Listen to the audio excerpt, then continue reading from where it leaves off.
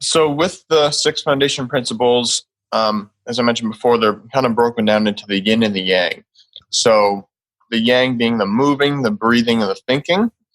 So basically, I mean, what it breaks down to is without movement, there is no life. I mean, our cells are always moving. Our brain is always firing. It's all movement. The sun and the earth is moving around the sun. If we stop moving, things aren't going to go so well. So life is a form of movement. So the way I see it is the more movement we can incorporate, the more life force we are generating, the more life we have, the more energy we have. And that movement doesn't always mean exercise. And I think that's kind of one of the biggest misconceptions that we live in now is that you need to exercise more, you need to do more, you need to be more. And it's always more, more, more.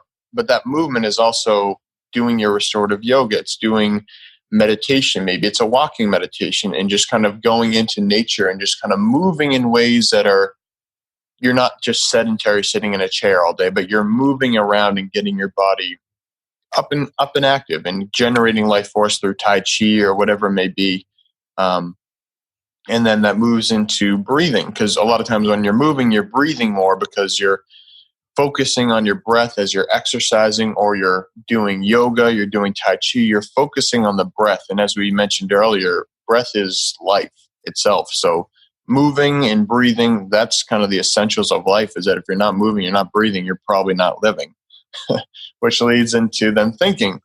So the third yang principle, which is our thoughts. And I think that's another very forgotten about aspect of society, is what we think really shapes our reality. And I think that's something you probably see quite a lot in hypnotherapy, hypnosis sessions, is that people's thoughts really determine what they say on the outside. So what they think on the inside is going to reflect on the outside. And again, it might not be instantaneous, but over the years, as we condition ourselves to think in a way, or we've been conditioned, and we don't break free of that conditioning and those thought patterns, we're going to cause ourselves some issues if they're not beneficial towards us. So my suggestion is always, when people are constantly watching the news, the worst case scenarios on the news, they're kind of looking at the negatives, their brains then start to go in this negative thought pattern where they're looking for the negatives. They're not looking for the positives, because that's what kind of gives them that little high, that little jolt of excitement and the oh my God moments. So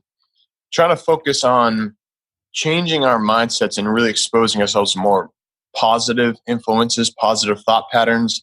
Maybe it's through journaling, through reading, through just being around other like-minded people that want to improve and want to think and look at the positives and change ourselves, change the planet in a positive way. And just really reshaping our brains is really what that comes down to. I tell people also to think about their actions and what they say to other people too, because you influence how the other people start seeing the world based upon your actions. And then it multiplies from there, and somebody else's actions may be negative and your actions may be negative, and suddenly they see the world as a negative place to be. So changing it to a very Definitely positive helps out. You can change the world that way. Yeah.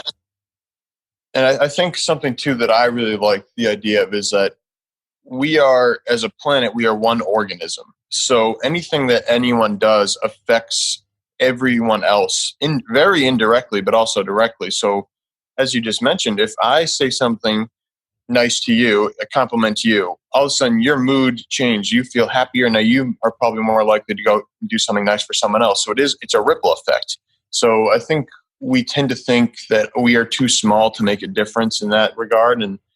But really, I mean, if we go down and we chop down one tree, now that one, maybe that was a home to 10,000 ants and a bird and all these things. And we don't think of how our small action impacts everything. So really, with the thinking part, is just think about the fact that every action you do affects every other creature on this planet, and kind of go from there. And it seems like a big responsibility, because it is, because we have this beautiful planet that we're slowly destroying as humans because we're not being mindful of our actions. So really using the positivity and just thinking, how is this action affecting me? How is it affecting the people around me? And how is it affecting the rest of the planet? And that's kind of how I try to think of when I'm buying the organic food. And that's something that's not, it's not as cheap. It's gotten better as it's becoming more popular, but it's one of those things that when I'm in the grocery store and I see the price difference, I think this is going to benefit me.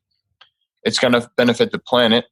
It's going to benefit the workers who aren't being exposed to these toxic chemicals, and it's benefiting the organisms who aren't being killed by toxic chemicals. So it's just kind of thinking things through and realizing that every single action we take affects everything else. And that kind of leads into the nutrition with the organic food and just making sure that we're putting proper fuel into our bodies. Because if we're not fueling our bodies, our thoughts aren't going to be the best, because we can't process our food effectively. We're not going to be having positive input, which is not going to result in positive output. So by putting the proper food, the proper nutrition, and every single body is so different. And I think there are so many trendy diets out there right now with we have the keto, we have vegetarian, we have vegan, pescatarian, carnivore. There's so many different variations that I think people kind of see this, they see someone getting results and they hop on the train. And my advice for that is always,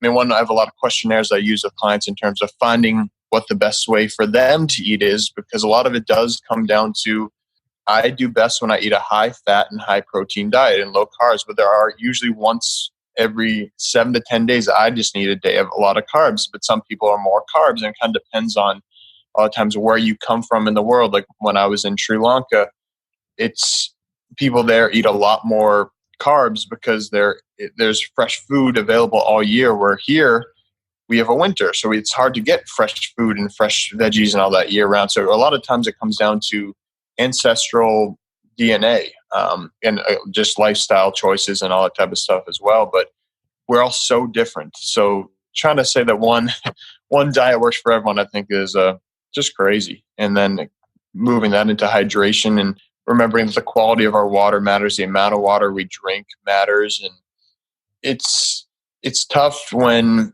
a lot of our waterways are getting polluted, that it's becoming more important to use filtration systems, to use quality water, not to be drinking out of plastic bottles that have been sitting out in the sun, getting chemicals leaked into them, and just making sure that we're fueling our bodies so that we can fuel our thoughts, fuel our breath, fuel our movement. And then to wrap it all up here, we need to finish that cycle out with sleep.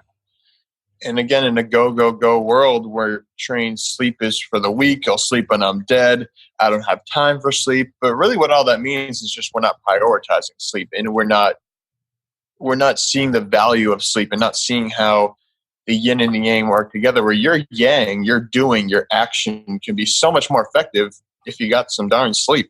And if you can actually recover, and your brain can be healthy and your body can be healthy and you're sharp and you're quick because you're well rested. And for me, sleep is, my day kind of works around sleep. That's kind of, I plan to go to bed at like 10:30, and then I like to get up at like 7. I kind of do best on 8.5 hours.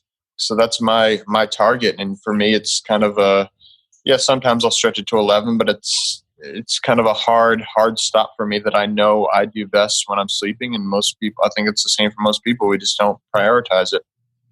And some people think that they're more productive by having less sleep and working longer, but they're not actually that clear in their productivity because their brain is so scattered by the lack of sleep. So sleep is very important. Definitely.